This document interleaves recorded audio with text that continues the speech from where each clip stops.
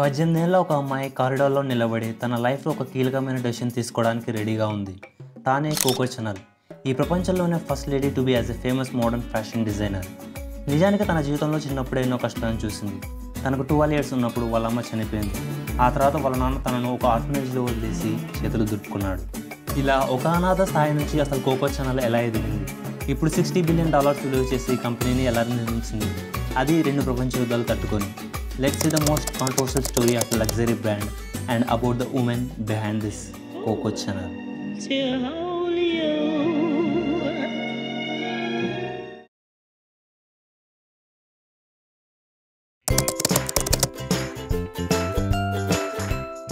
ఫ్రాన్స్లోని ఒక చిన్న టౌన్లో 1883 19th ఆగస్టున గ్యాబ్రియల్ చానల్ నిరుపేదరికంలో పుట్టింది. వాళ్ళ నాన్న అయిన ఆల్బర్ట్ చనల్ ఒక బట్టల వ్యాపారి, అలాగే వాళ్ళ అమ్మ లాండ్రీ ఉమెన్గా పనిచేసేది. వీళ్ళిద్దరికీ 5 మంది సంతానం. అందులో ఒకరే ఈ గ్యాబ్రియల్ చనల్, ఏకేఏ కోకో చనల్. ఆ పేరు తనకు ఎలా వచ్చిందో మీరు ఈ వీడియో ముందులో తెలుసుకుంటారు. సో గ్యాబ్రియల్ చనల్ జీవితంలో ఒక ఊహించని ఇన్సిడెంట్ ఎదురైంది. తనకు 12 years ఉన్నప్పుడు వాళ్ళ అమ్మ అయిన Jeanne Devolle at the age of 32 ఆమె చనిపోయింది. ఈ ఒక్క సంఘటన గ్యాబ్రియల్ చనల్ జీవితంలో ఎన్నో మార్పులకు కారణమైంది. సో వాళ్ళ అమ్మ చనిపోయిన తర్వాత వాళ్ళ నాన్న అయిన ఆల్బర్ట్ చనల్ వాళ్ళను ఒక ఆర్ఫనేజ్ చర్చ్లో వదిలేశాడు. ఆ తర్వాత గ్యాబ్రియల్ చనల్ వాళ్ళ నాన్నను ఎప్పుడూ కలుసుకోలేదు. అక్కడున్న నన్స్ వాళ్ళను కలవనిచ్చేవారు కాదు. సో ఇలా గ్యాబ్రియల్ చనల్ అక్కడున్న నన్స్తో కలిసి జీవించడం స్టార్ట్ చేసింది. ఇలా తాను అక్కడ స్టిచ్చింగ్ ఎలా చేయాలో నేర్చుకుంది, like designs and making dresses for orphans.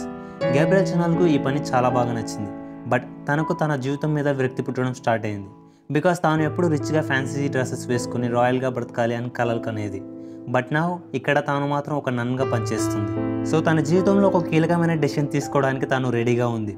1. జీవితాంతం ఒక నన్గా బ్రతకడమా, లేక ఇక్కడి నుంచి పారిపోయి తనకు నచ్చిన లైఫ్ని లీడ్ చేయడమా? తాను ఆ రెండో ఆప్షన్ని చూస్ చేసుకుంది. So at the age of 18 తాను అక్కడి నుంచి తప్పించుకుంది. ఆ తర్వాత నాట్రడమ్ స్కూల్లో తన స్కిల్స్ని ఇంప్రూవ్ చేసుకునేందుకు గాను అక్కడ 2 years గడిపింది. నౌ తనకు 20 years. తన డ్రీమ్ లైఫ్ని తాను జీవించాలి అని అనుకుంటుంది. బట్ అవన్నీ కావాలంటే ముందు డబ్బు కావాలి. పైసా హీ పరమాత్మ. కానీ ఎలా?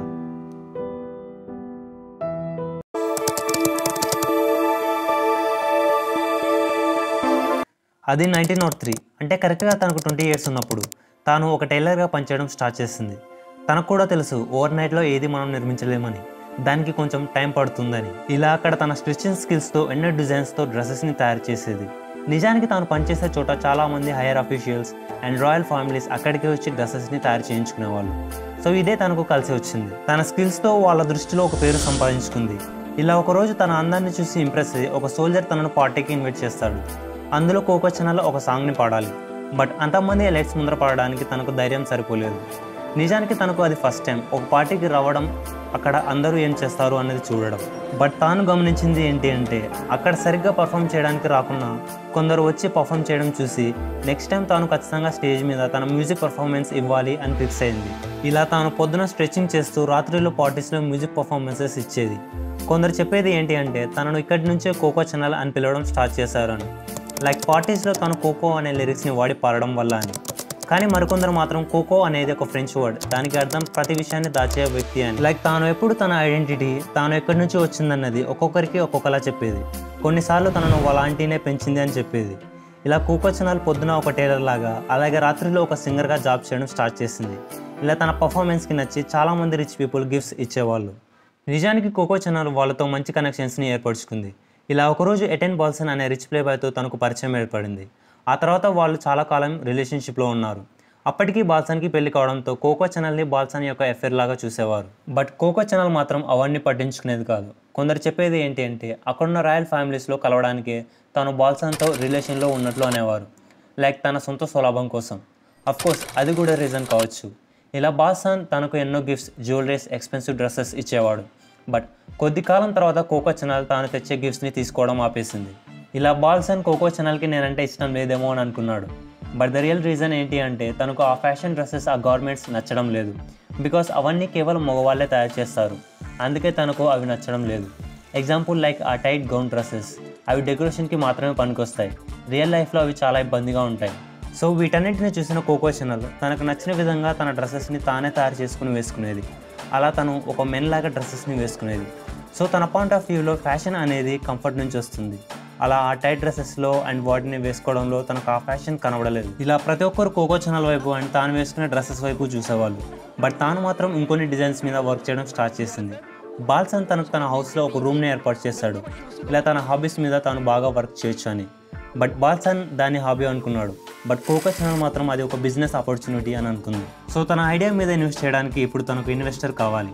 ఇలా కోకో ఛానల్ తనకు తెలిసిన అరిస్టోక్రాటిక్ మెన్స్ని అడిగింది. బట్ ఎవ్వరూ అంత రిస్క్ తీసుకోవడానికి ఇష్టపడలేదు. కోకో ఛానల్ తన ఐడియా అండ్ తన బిజినెస్ గురించి ఎంతమందికి చెప్పినా అది వర్కౌట్ కాలేదు. ఇలా ఒకరోజు బాల్సన్ పార్టీలో తాను బాల్సన్ ఫ్రెండ్ అయిన ఆర్థర్ కెపెల్ అనే వ్యక్తిని కలిసింది. వాళ్ళిద్దరు పరిచయం లేటర్ ప్రేమగా మారింది. అండ్ దెన్ వాళ్ళిద్దరూ బిజినెస్ పార్ట్నర్స్గా కూడా అయ్యారు.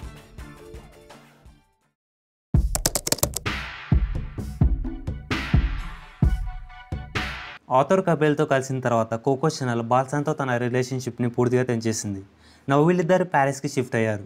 సో ఇక్కడే ఆర్థర్ కెపెల్ కోకో ఛానల్కున్న టాలెంట్ని చూసి తన బిజినెస్కి కావాల్సిన మనీని ఇన్వెస్ట్ చేశాడు. ఇలా మొదట్లో కోకో ఛానల్ హ్యాట్స్ని సేల్ చేసేది. నిజానికి ఆ టైంలో హ్యాట్స్ అంటే ఒక ఫుట్బాల్ సైజులో ఉండేటివి. బట్ కోకో ఛానల్ హ్యాట్స్ మాత్రం సింపుల్గా, స్మాల్గా అండ్ లైటర్గా ఉండేవి. దీనితో మామూలు వ్యక్తుల నుంచి హీరోయిన్స్ వరకు ఆ హ్యాట్స్ ఫేమస్ అయ్యాయి. తన బిజినెస్ ర్యాపిడ్గా గ్రో అవడం చూసి కోకో ఛానల్ కొంతమంది క్రాఫ్ట్స్ ఉమెన్స్ని హైర్ చేసుకుంది. ఇలా కోకో ఛానల్ ఇంకో మోడల్ని లాంచ్ చేసింది. నిజానికి ఆ జెర్సీ ఫ్యాబ్రిక్ మెటీరియల్ మెన్స్ అండర్వేర్లో వాడేవారు. బట్ కోకో ఛానల్ మాత్రం దాన్ని చూసి దానితో కొన్ని మోడల్స్ని లాంచ్ చేసింది.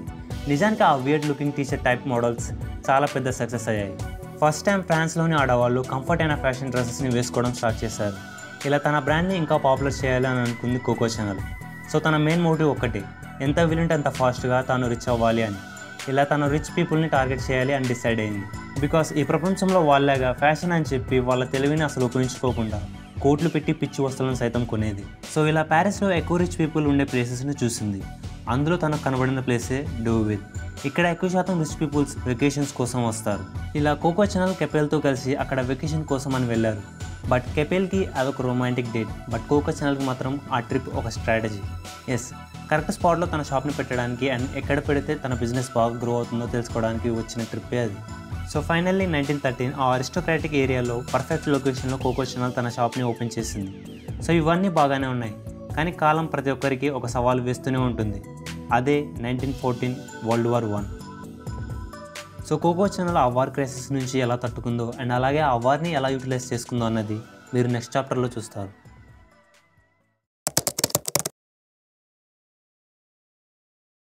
నౌ వరల్డ్ వార్ 1 జరుగుతుంది. ప్రతి ఒక్కరు తిండే గుడ్డ ఆశ్రమం కోసమే ఎక్కువ శాతం తప్పించిపోతున్నారు.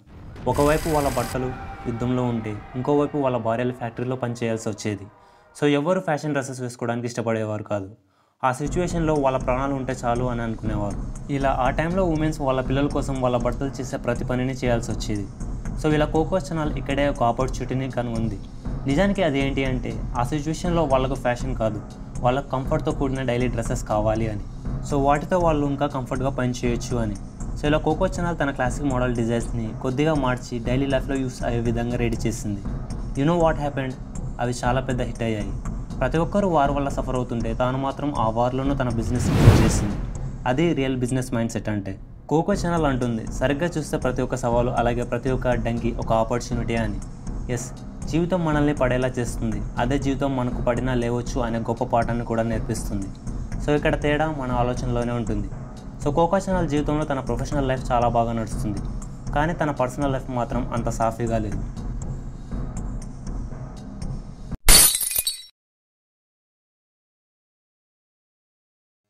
అది 1918 వరల్డ్ వార్ 1 ఎండ్ అయింది. ఇదే టైం పీరియడ్లో కోకో ఛానల్కి అలాగే తన పార్ట్నర్ అయిన ఆర్థర్ కెపెల్కి మధ్య గొడవలు స్టార్ట్ అయ్యాయి. నిజానికి కోకో ఛానల్కి కెపెల్ అంటే ఎంతో ఇష్టం, తనకు కూడా ఆమె అంటే ఎంతో ఇష్టం. బట్ ఒకరోజు నేను ఒక రిచ్ అరిస్టోక్రాటిక్ అమ్మాయిని పెళ్లి చేసుకుంటా అని అంటాడు. Because of some reasons like Coco Chanel background, తాను ఎక్కడి నుంచో వచ్చింది అన్న విషయాల వల్ల కెపెల్ ఇంకో అమ్మాయిని పెళ్లి చేసుకోవాల్సి వచ్చింది. సో పెళ్ళి అయినా సరే వాళ్ళిద్దరూ కలుసుకునేవారు. ఎప్పటిలాగా వాళ్ళ రొమాంటిక్ లైఫ్ని లీడ్ చేస్తూనే వచ్చారు. లిటరల్లీ కోకో ఛానల్ కెపెల్ యొక్క మిస్ట్రెస్ అయ్యింది. ఇలా కోకో ఛానల్ జీవితంలో ఒక అనుకోని సంఘటన జరిగింది. అది డిసెంబర్ 22, 1918 ఒక కార్ యాక్సిడెంట్లో ఆర్థర్ కెపెల్ చనిపోయినట్లు వినింది. సో అప్పటి వరకు తన జీవితంలో తన అనుకున్న కెపెల్ని కోల్పోయింది. అండ్ అక్కడున్న వ్యక్తులు కోకో ఛానల్ ఫస్ట్ టైం ఏడవడం చూశారు.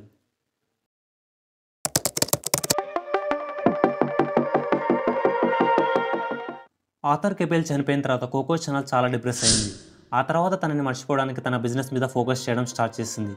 ఇలా తాను ఒక ఐకానిక్ పర్ఫ్యూమ్ బాటిల్ని లాంచ్ చేసింది. అదే ఛానల్ నంబర్ 5. ఐ థింక్ మీరు ఈ పేరుని ఎక్కడో విన్నట్లుంది కదూ. డెఫినెట్లీ ప్రపంచంలోనే కాస్ట్లీయెస్ట్ పర్ఫ్యూమ్ అండ్ ఆల్సో ఈ ప్రపంచంలోనే అతిపెద్ద టీవీ యాడ్ని రన్ చేసినందుకు గాను ఛానల్ నంబర్ 5కి ఒక గిన్నిస్ బుక్ ఆఫ్ రికార్డ్ కూడా ఉంది. ఆ యాడ్ని 9 అవర్స్ పాటు వేశారు. కానీ ఇక్కడ కోకో ఛానల్కి ఒక చిక్కొచ్చి పడింది. కెపెల్ చనిపోవడంతో కోకో ఛానల్ బిజినెస్ చూసుకోవడానికి ఎవ్వరూ లేరు. నిజానికి ఆ టైంలో ఉమెన్స్కి బ్యాంక్ అకౌంట్ ఇచ్చేవారు కాదు. సో అప్పుడు కెపెల్ అవన్నీ చూసుకునేవాడు. బట్ కానీ ఇప్పుడు అతను లేడు. ఇలా కోకో ఛానల్ ఒక రిచ్ మ్యాన్ని పార్ట్నర్గా సెలెక్ట్ చేసుకుంది. తానే పేరు వెర్హేమర్. సో తనతో పార్ట్నర్షిప్ చేయడానికి కోకో ఛానల్కి కేవలం 10% మాత్రమే ఇవ్వడానికి ఒప్పుకున్నాడు. నిజానికి అది ఒక రకమైన మోసం లాంటిది. ఏ వీలు లేక కోకో ఛానల్ ఆ గ్రేడ్ మీద సైన్ చేసింది. ఇలా కోకో ఛానల్ తర్వాత ఎన్నో రెవల్యూషనరీస్ ప్రోడక్ట్స్ని లాంచ్ చేసింది. Like the famous jewellery and hand bags for women and also swimming suits. ఇలా ఎన్నో ప్రోడక్ట్స్ని లాంచ్ చేసింది. ఇదే టైం తాను డ్యూక్ వెస్ట్ మినిస్టర్తో రిలేషన్లో ఉంది. కోకో ఛానల్ ఎప్పుడు హైయర్ పీపుల్తో ఉండాలని కోరుకునేది. బికాస్ తన ఐడియా సింపుల్. ఎప్పుడైతే ఫేమస్ పీపుల్ ఒక దాన్ని వేసుకుంటారో ప్రతి ఒక్కరూ అవే వేసుకోవడానికి ఇష్టపడతారు. అందుకే మన వాళ్ళ హీరోస్తో క్రికెటర్స్తో యాడ్స్ ఎక్కువగా చేయించేది. ఇలా కోకో ఛానల్ తనకు దొరికిన ప్రతి అవకాశాన్ని యూజ్ చేసుకుంటూ తన బిజినెస్ గ్రో చేస్తూనే వచ్చింది. ఇలా 1939లో 2 విషయాలు జరిగాయి. ఒకటి, కోకో ఛానల్ అండ్ డ్యూక్ విడిపోయారు. అండ్ రెండో ప్రపంచ యుద్ధం స్టార్ట్ అయింది.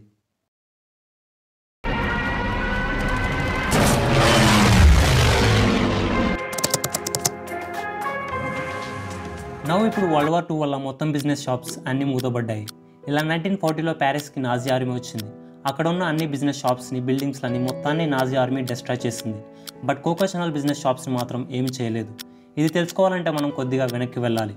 నాజీ ఆర్మీ వచ్చినప్పుడు కోకో ఛానల్ బిజినెస్ని క్లోజ్ చేసి రిట్స్ అనే హోటల్లో ఉండడం స్టార్ట్ చేసింది. లేటర్ నాజీ ఆర్మీ ఆ హోటల్నే వాళ్ళ హెడ్ క్వార్టర్స్ లాగా మార్చుకుంది. ఇలా కోకో ఛానల్ వాళ్ళతోనే ఆ హోటల్లోనే ఉండేది. తన బిజినెస్కి ఏ హాని కలవనివ్వకూడదు అని చెప్పి అక్కడ ఉన్న హ్యాన్స్ గంతర్ వ్యాన్ డింక్లేజ్తో రిలేషన్షిప్ పెట్టుకుంది. ఇలా అన్ని బిజినెస్ కొలాప్స్ అయినా తన బిజినెస్కి మాత్రం ఏ ఇబ్బంది లేకుండా చూసుకుంది. కొందరు చెప్పేది ఏంటి అంటే కోకో ఛానల్ నాజీ సింపథైజర్ అని, తాను నాజీస్ని సపోర్ట్ చేస్తుంది అని. కానీ అవన్నీ మనకు తెలియదు. బికాస్ తాను అది బిజినెస్ కోణంతో చూసిందో లేదా నాజీస్ ఐడియాలజీ మీద ఇంట్రెస్ట్తో చూసిందో అన్నది తనకే తెలుసు. బట్ 2011లో రిలీజ్ అయిన స్లీపింగ్ విత్ ద ఎనిమీ అనే బుక్లో కోకో ఛానల్ ప్యారిస్లో తనకున్న ఎలైట్ కనెక్షన్స్ వల్లే తాను నాజీలకు వారి ఇన్ఫర్మేషన్ అండ్ డీటెయిల్స్ చెప్పేది అని, అలాగే తాను నాజీస్ ఈ వార్లో ఎలాగైనా గెలవాలి అని చాలా పనులు చేసిందని ఉంది. లైక్ లిటరల్గా నాజీస్కి ఆ వార్లో ఒక స్పై లాగా పనిచేసింది. అఫ్కోర్స్ కొందరు చెప్పేది ఏంటి అంటే నాజీస్కు జ్యూస్ నచ్చరు. ఒకవేళ నాజీస్ గెలిస్తే జ్యూస్ ఉండరు అని తెలుసు. దానికి రీజన్ పియర్ వెర్హేమర్ ఒక జ్యూ. సో దీనితో తన కాంట్రాక్ట్ని రద్దు చేయొచ్చు అని అనుకుంది. సో దానితో తన ఫేమస్ పర్ఫ్యూమ్ మీద తనకే ఫుల్ రైట్స్ వస్తాయి అని అనుకుంది. బట్ పియర్ వెర్హేమర్ తెలివిగా అప్పటికే తన షేర్స్ని తన ఫ్రెండ్ అయిన క్రిస్టియన్ అనే వ్యక్తికి ట్రాన్స్ఫర్ చేసేసాడు. సో వరల్డ్ వార్ 2 అయిపోయిన తర్వాత తాను మళ్ళీ ప్యారిస్కి వచ్చి తన షేర్స్ని తను తీసుకున్నాడు.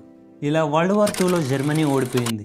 నవ్ కోకో ఛానల్ని ఫేమస్ ఫ్యాషన్ క్వీన్గా పిలిచే ఫ్రాన్స్ పోలీసులు జర్మనీకి స్పైగా పనిచేసినందుకు గాను తనను అరెస్ట్ చేయడానికి రెడీగా ఉన్నారు. కోకో ఛానల్ అక్కడ నుంచి పారిపోయి తప్పించుకోవాలి అని అనుకుంది.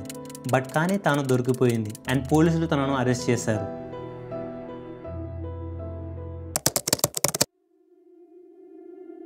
సో కోకో ఛానల్ని అరెస్ట్ చేసిన తర్వాత అక్కడున్న పోలీసులు తనకు ఎలాగైనా శిక్ష పడేలా చేయాలి అని అనుకున్నారు. సో కోకో ఛానల్ని కోర్టుకు ప్రవేశపెట్టారు. ఆ తర్వాత ఏం జరిగిందో తెలుసా? ఏ సాక్ష్యాలు లేనందున కోకో ఛానల్ని నిర్దోషిగా ప్రకటించారు. ఈ విషయం ఆ బుక్ యొక్క ఆథర్కి కూడా అర్థం కాలేదు, వాళ్ళు ఎందుకు కోకో ఛానల్ని విడిచిపెట్టారు అని. బట్ కొన్ని వాదనాలు ఏంటి అంటే కోకో ఛానల్ దగ్గర అక్కడున్న ఫ్రెంచ్ ఎలైట్ వ్యక్తుల యొక్క పర్సనల్ ఇన్ఫర్మేషన్ మొత్తం ఉంది అని, అవి బయటికి రాకూడదని ఫ్రెంచ్ చర్చిల్ కోకో ఛానల్ని వదిలేశాడని. అలాగే మరికొందరు చెప్పేది ఏంటి అంటే కోకో ఛానల్ అక్కడున్న హైయర్ అఫీషియల్స్కి లంచం ఇచ్చింది అని అనేవారు. బట్ ఓవరాల్గా తన వెల్త్ అండ్ తన కనెక్షన్స్ వల్లే తాను జైలు పాలు కాలేదు.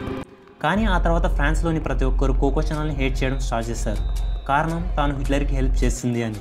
ఇవన్నీ కోకో ఛానల్ని ఎంతగానో బాధ పెట్టాయి. తనకు వస్తున్న అవమానాలను చూసి కోకో ఛానల్ ఫ్రాన్స్ని వదిలేసి స్విట్జర్లాండ్కి వెళ్ళిపోయింది. సో తాను డిసైడ్ అయింది రెస్ట్ ఆఫ్ లైఫ్ తాను అక్కడే గడపాలి అని. ఇలా తాను అక్కడే ఉంటూ లేటెస్ట్గా వచ్చిన ఫ్యాషన్ డ్రెస్సెస్ని చూస్తూ ఉండేది. ఇలా క్రిస్టిన్ డయోర్ చేసిన మోడల్ని చూసి తనకు ఇలా అనిపించింది, క్రిస్టిన్కి అసలు ఫ్యాషన్ అంటే ఏంటో కూడా తెలియదు అని. బికాస్ తన మోడల్స్ కోకో ఛానల్కి నచ్చలేదు. ఇలా 10 years పాటు కోకో ఛానల్ తన షాప్స్ని మూసేసింది. బట్ ఒకరోజు ఒక వ్యక్తి వచ్చి తనకున్న టాలెంట్ని చూసి నువ్వు మళ్ళీ నీ బ్రాండ్ని రీఓపెన్ చేయాలి అని అన్నాడు. తాను ఎవరో తెలుసా? తానే పియర్ వెర్హేమర్.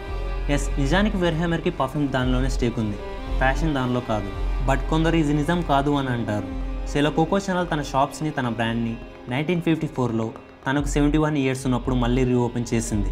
కోకో ఛానల్ కొత్త model hand bags, dresses, jewelleries launch చేసింది. బట్ ఫ్రాన్స్ ప్రజలు మాత్రం వాటిని బుల్షిట్ అండ్ ట్రాష్ అని అన్నారు. బట్ కోకో ఛానల్ వాటిని ఏవీ పట్టించుకోలేదు. టు బీ ఫ్రాంక్, ఈ మోడల్స్ యూరోప్లో కన్నా అమెరికాలో బాగా సక్సెస్ అయ్యాయి. ఇలా అమెరికాలోని ప్రతి ఒక్క ఫేమస్ సెలబ్రిటీ ఆ మోడల్స్ని వేసుకుని కనబడేది. Like Jackie Kennedy, wife of president John F Kennedy. అలాగే హాలీవుడ్ యాక్టర్ ఎలిజబెత్ టైలర్ ఆ మోడల్స్ని వేసుకోవడం చూసి ప్రతి ఒక్కరూ ఆ మోడల్స్ని వేసుకోవడం స్టార్ట్ చేశారు. ఇలా కోకో ఛానల్ ఎన్నో మోడల్స్ని లాంచ్ చేసింది. Like the classic model tweed suit. Now Coco Chanel మళ్ళీ తన నేమ్ని సంపాదించుకుంది. అదే the queen of fashion. So అది 1971. At the age of 87 Coco Chanel చనిపోయింది. ఆ తర్వాత ఆ బ్రాండ్కి చీఫ్ డిజైనర్గా కార్ల్ లాగర్ఫీల్డ్ బాధ్యతలు చేపట్టాడు. బట్ ఇంట్రెస్టింగ్లీ కోకో ఛానల్కి ఉన్న ఆస్తులు లైక్ ఎస్టేట్స్, బిల్డింగ్స్ తన చెల్లెలు కొడుకైన ఆండ్రూ పాలిస్కి ఇచ్చింది. బట్ కోకో ఛానల్ బ్రాండ్ మాత్రం పూర్తిగా వెహెమర్ ఫ్యామిలీకి వెళ్ళింది. ఇండీడ్ కోకో ఛానల్కి పిల్లలు లేరు, అలాగే కోకో ఛానల్ పెళ్లి కూడా చేసుకోలేదు. నవ్వు ఇప్పుడు కోకో ఛానల్ బ్రాండ్ పూర్తిగా వెహెమర్ గ్రాండ్ సన్స్ ఆపరేట్ చేస్తున్నారు. ఇలా ఆ పర్ఫ్యూమ్ నుంచి అండ్ ఆ ఫ్యాషన్ ఇండస్ట్రీ నుంచి పర్ ఇయర్ $30 బిలియన్ పైగా రెవెన్యూ జనరేట్ చేస్తుంది కోకో ఛానల్ బ్రాండ్. కానీ ఇక్కడ ఏంటి అంటే ఆ బ్రాండ్ వెహెమర్ ఫ్యామిలీకి ఎలా వెళ్ళింది అని. బట్ మనం గుర్తుపెట్టుకోవాలి, ఇంత పెద్ద బ్రాండ్ని ఒక ఒంటరి అనాథ స్థాపించింది అని, అది ఒక లేడీ అని. సో నా పాయింట్ ఆఫ్ వ్యూకి వస్తే కోకో ఛానల్లో గుడ్ అండ్ బ్యాడ్ ఉంది. బట్ నేను నమ్మేది ఏంటి అంటే మంచి చెడు అనేవి లేవు. ఇన్ఫ్యాక్ట్ అవి చూసే కోణాన్ని బట్టి మారిపోతూనే ఉంటాయి. సో కోకో ఛానల్ ఒక కోట్ చెప్తుంది, నా గురించి ఎవరు ఏమనుకున్నా నేను పట్టించుకోను, నాకు నచ్చినట్లే ఉంటాను. సో ఇది కోకో ఛానల్ యొక్క కాంట్రవర్షియల్ లైఫ్ స్టోరీ. ఈ వీడియో మీకు నచ్చింది అని అనుకుంటున్నా. నచ్చితే ఒకసారి ఈ లూయి విటాన్ వీడియో కూడా చూడండి. అది కూడా ఒకానొక టైంలో నాజిస్తో చేతులు కలిపి బిజినెస్ చేసింది. అండ్ ఆ వీడియో లాస్ట్లో ఒక ట్విస్ట్ ఉంది, దాన్ని చూసి తెలుసుకోండి. Just click here. Until then, see you soon in the next video.